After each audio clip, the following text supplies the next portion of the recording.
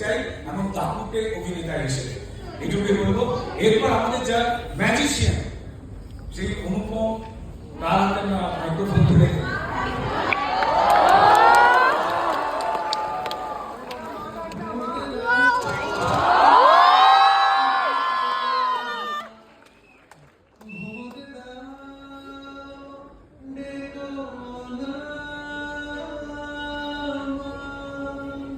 Thank you so much.